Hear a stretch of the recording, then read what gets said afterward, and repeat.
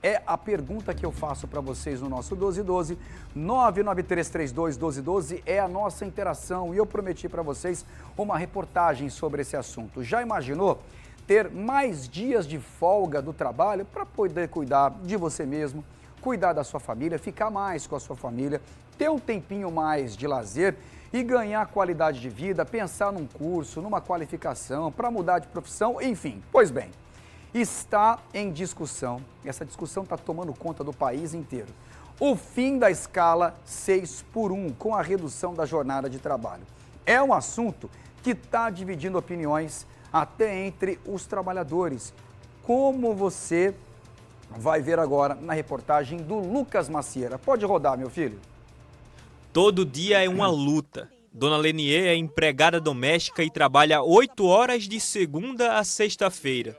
No sábado, também tem expediente. É muito exaustivo e principalmente para quem necessita de ônibus. Você vai para o trabalho, você tem que pegar 8 horas, você tem que sair, como eu moro no Parque do Sol, eu só tenho uma opção de ônibus, que é o 120.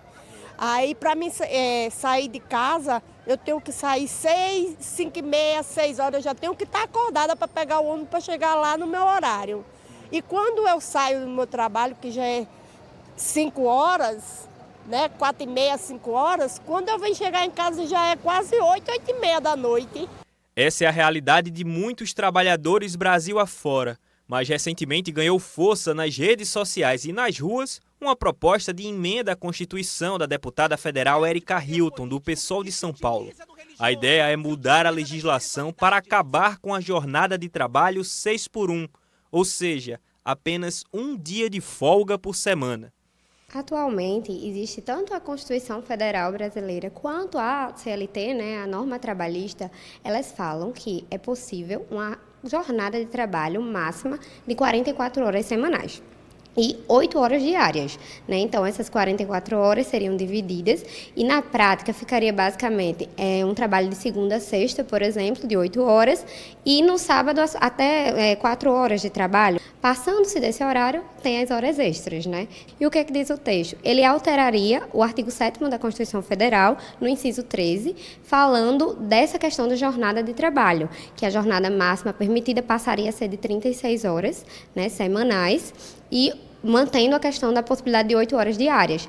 Tem um pouco de mais detalhes, falando da questão de não haver alteração de salário, para mesmo com a redução da jornada de trabalho ser mantido os salários. Também tem a questão de citar expressamente um dia a menos de trabalho, para que as pessoas folgassem, né, 2 dias, ao invés de uma jornada de 6x1. Muita gente gostou da ideia. Seria uma boa, assim, porque, na verdade, a gente trabalha muito mesmo, né? Aí a gente merece um descansozinho mais prolongado, né? Porque nesse caso aí a gente trabalha de segunda a sábado, aí só tem um domingo, realmente é cansativo para a gente a semana toda trabalhar e ter apenas um dia de descanso. Eu acho ótimo, porque a gente vai ter mais tempo, né? Para resolver as coisas, para descansar. Um dos setores mais impactados pela medida seria o comércio, que, de acordo com dados do Cadastro Geral de Empregados e Desempregados, conta com mais de 10 milhões e meio de trabalhadores. Também há quem tenha receio da possível novidade. Eu sou contra mesmo, completamente. Vai haver muita demissão, porque muitos empresários não vão conseguir segurar. Porque vai ter que colocar novos funcionários para poder acompanhar. Infelizmente, não sou contra. A proposta ainda precisa de apoio de pelo menos 1/3 da Câmara para começar a tramitar. Isso equivale à assinatura de 171 deputados federais. Até a noite de ontem, a proposta já tinha o apoio de mais de 130 parlamentares. Só depois de vencer esta etapa que a discussão da emenda começa oficialmente. Ainda está em fase de pré-aprovação, vai ser levado ainda para a Câmara dos Deputados. Após isso, contando que tudo seja aprovado, pode ir para o Senado, e aí no Senado tem toda a tramitação também, pode, enfim, até chegar ao Congresso. Esse processo em si é um processo longo, demorado. A própria lei também, a proposta, na verdade, ela prevê que já só entraria em vigor 360 dias após a publicação, então não vai ser algo de imediato. E já que o comércio pode ser o mais impactado, será que isso pode mexer também na economia? Eu acho que eles vão falar sobre isso com toda certeza, né? Sobre esta proposta da redução da jornada de trabalho 6x1, a nossa equipe conversou com o presidente da Câmara dos Dirigentes Lojistas, o Nivaldo Vilar. Ele falou sobre os custos que as grandes e pequenas empresas teriam caso a PEC seja aprovada. Veja só o que ele disse. Nós solicitamos uma orientação da nossa Confederação Nacional de Dirigentes Lojistas, que é a CNDL, e elas nos mandam uma nota, e nessa nota ela é bem clara e ela explica bem direitinho que a gente, né, nós temos uma frente parlamentar no Congresso e que nós vamos buscar discutir tecnicamente lá dentro do Congresso, na hora adequada, né, se a PEC for realmente, se ela conseguir as 171 assinaturas, que por enquanto ainda não conseguiu, né.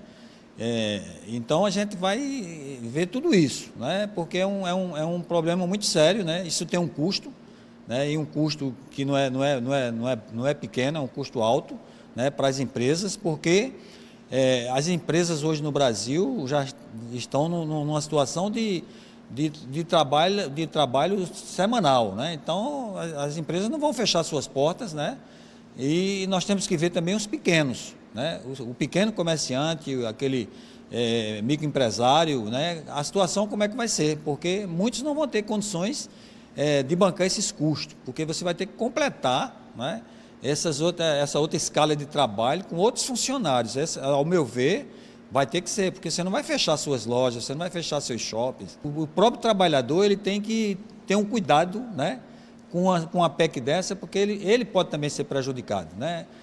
A parlamentar está dizendo que é para melhorar, né, a situação dos trabalhadores, de saúde e outras coisas, né? Mas, às vezes, isso aí pode ser um tiro no pé, pode dar errado, né, isso aí, e uma PEC dessa ela pode transformar em outras coisas que o próprio trabalhador possa ser prejudicado. Pois é, e a gente conversou com o médico do trabalho para saber quais os benefícios que uma redução na jornada de trabalho e o aumento, né, no descanso traria para o trabalhador. Vamos ver. O descanso é fundamental em tudo. Não é? Tanto é que a gente dorme todas as noites porque você tem que ter um momento de descanso, um momento de você reparar todos os desgastes que o dia a dia lhe causou. No trabalho é a mesma coisa. Então, você no trabalho, até na digitação, se você não tiver uma pausa, você vai findar lesando, devendo uma DORT, que for. Se você está fazendo um trabalho de levantando peso, que for, você precisa também estar fazendo um descanso, porque para poder dar tempo à coluna sua se recuperar da exaustão que você está sendo submetido. Para todo trabalho, você precisa ter esse descanso. Esse descanso é obrigatório para tudo. É claro que isso vai gerar muita discussão, vai dar muito pano para manga. Eu já fico preocupado, viu? Né? De ameaça com o trabalhador também, de aceitar ou não aceitar uma decisão como essa, né? Se não aceitar trabalhar ali os 6 dias, vai ser demitido. Isso me veio à cabeça também, viu?